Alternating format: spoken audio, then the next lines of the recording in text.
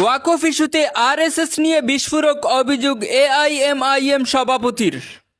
RSS ওয়াকফ আইনের অপব্যবহার করছে বলে সতর্ক করলেন আসাদুদ্দিন ওয়াইসি।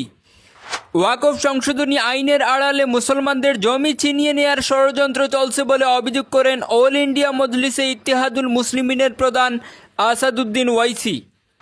দ্য হিন্দুর প্রকাশিত এক প্রতিবেদন বলছে, হায়দ্রাবাদের সাংসদ আসাদুদ্দিন ওয়াইসি অভিযোগ করে বলেন যে রাষ্ট্রীয় স্বয়ংসেবক সংঘ মসজিদগুলিকে অন্য ধর্মের বলে দাবি করে বিতর্ক শুরু করার জন্য প্রস্তাবিত ওয়াকফ আইনের বিধানগুলিকে কাজে লাগাবে।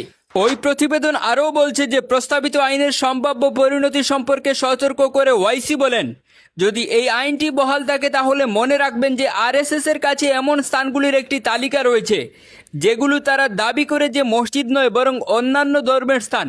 তারা এই দাবির জন্য আবেদনপত্র নিয়ে কালেক্টরের কাছে যেতে চায়। যতক্ষণ না কালেক্টর তদন্ত শেষ করেন ততক্ষণ পর্যন্ত সেই স্থানটিকে মসজিদ হিসাবে গণ্য করা বন্ধ থাকবে।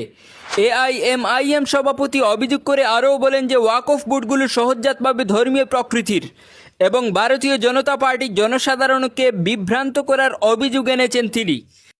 বিজেপি ওয়াকফ বোর্ডগুলিকে ধর্মনিরপেক্ষ প্রতিষ্ঠান বলে মিথ্যা বলছে। এই বোর্ডগুলো সম্পূর্ণরূপে ধর্মীয় কাজ সম্পাদন করে। ইসলামের পঞ্চম স্তম্ভ হলো জাকাতের মাধ্যমে দান। এমনই বক্তব্য প্রদান করেন এক জনসভায় আসাদুদ্দিন ওয়াইসি।